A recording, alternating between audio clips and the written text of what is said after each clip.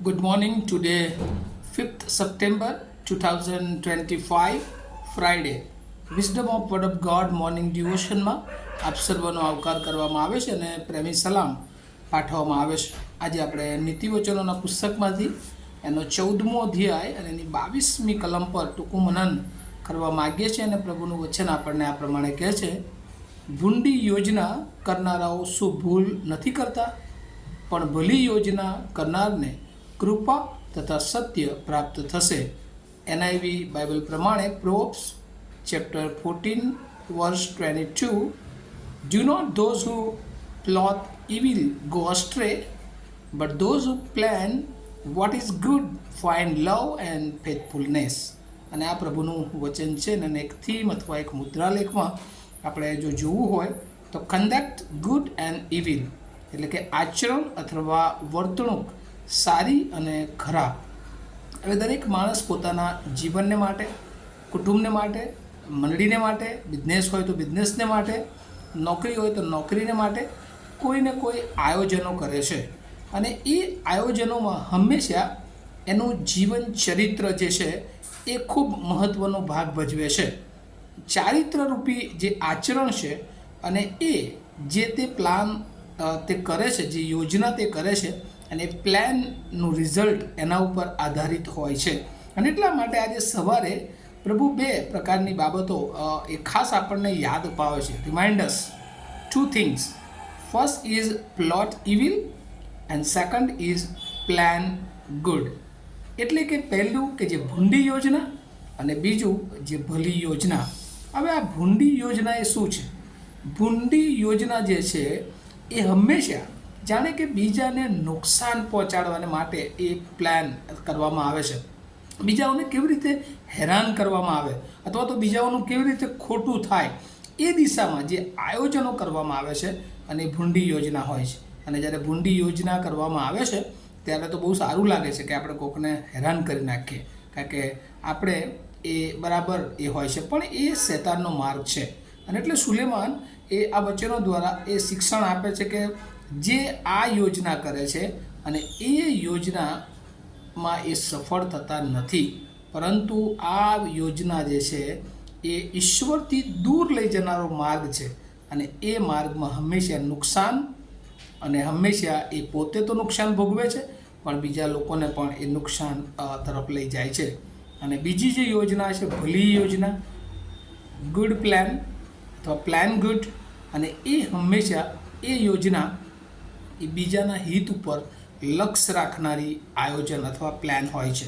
અને હંમેશા જે લોકો આવું આયોજન કરે છે they have value of God's teaching. ઈશ્વરનું જે શિક્ષણ છે એને તેઓ મહત્ત્વતા આપતા હોય છે. અને આવા આયોજનો જે લોકો કરે છે એ લોકો હંમેશા એ આશીર્વાદિત થાય છે.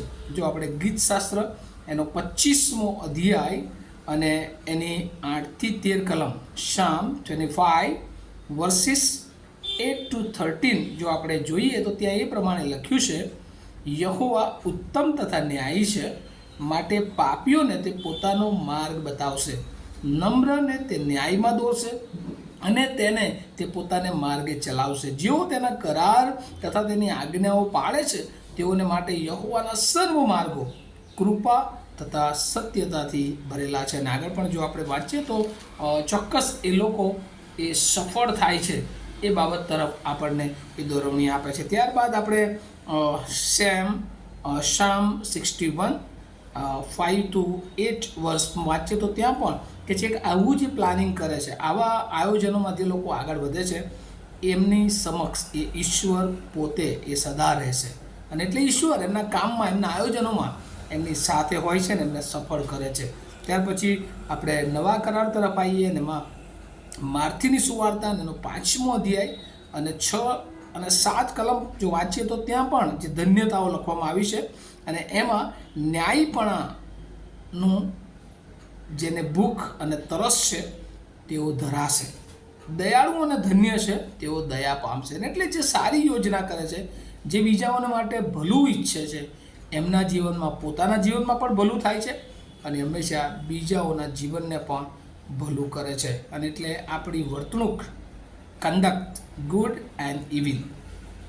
આચરણ, વર્તણૂક સારી અને ખરાબ બે રીતે હોઈ શકે છે. હવે આપણે એના બાળકો તરીકે આપણને યાદ કરાવે છે આપણી યોજના, આપણા પ્લાનિંગ એ હંમેશા બીજાઓના હિત ઉપર લક્ષ્ય રાખનારું હોય અને એમાં ઈશ્વરનો પ્રેમ, ઈશ્વરનું વિશ્વાસુપણું સમાયેલું છે અને એના દ્વારા કૃપા અને સત્યતા આપણા જીવનને પ્રાપ્ત થાય છે. અને પ્રભુ ચાહે છે કે આપણા જીવન દ્વારા ઘણા બધા લોકોને કૃપા, સત્યતા તરફ આગળ વધે, એકબીજા વચ્ચેનો પ્રેમ વધે અને ઈશ્વર પ્રત્યેનું આપણું વિશ્વાસુપણું એ સતત વૃદ્ધિ પામતું જાય. અને એટલે આપણે જો ભૂંડી યોજનાઓ કરીએ છીએ એનું પરિણામ આપણે ભોગવીએ છીએ અને બીજાઓને એ તરફ લઈ જઈએ છીએ.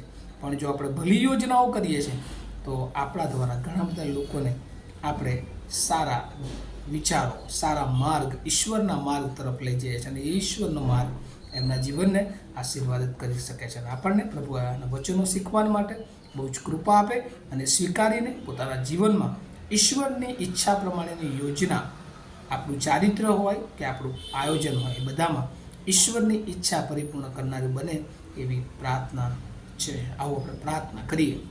અમારા જીવંત અને દયાળુ ઈશ્વર, આજે સવારે ફરી એકવાર આભાર માનીએ છીએ. ઘણી બધી વાર આ પૃથ્વી પર અમે ભૂંડી યોજનાઓ કરનારા બની જઈએ છીએ અને જેના કારણે અમે પોતે એ યોજનામાં ફસાઈ જઈએ છીએ અને બીજાઓને પણ ફસાઈએ છીએ. પણ પ્રભુ, આજે તમે અમને યાદ અપાવ્યું છે કે અમે હંમેશા ભલી યોજના કરીએ, લોકોનું ભલું થાય, લોકોનું હિત જળવાય, લોકોનો ઈશ્વર પ્રત્યેનો પ્રેમ પ્રજ્વલિત થાય, લોકોનો ઈશ્વર પ્રત્યેનો વિશ્વાસુપણું પ્રજ્વલિત થાય અને એનું પરિણામ કૃપા અને સત્યતા જે તમે વચનમાં કહ્યું છે પ્રભુ, એ પ્રમાણે અમે હંમેશા લોકોને માટે સારા માર્ગ તરફ લઈ જનારા બાળકો બનીએ એવી કૃપા માગતા મારી પ્રાર્થના ઈસુ પ્રભુના નામમાં સાંભળો, તેનો સ્વીકાર કરો. આમીન. Have a nice day to all of you. Thank you.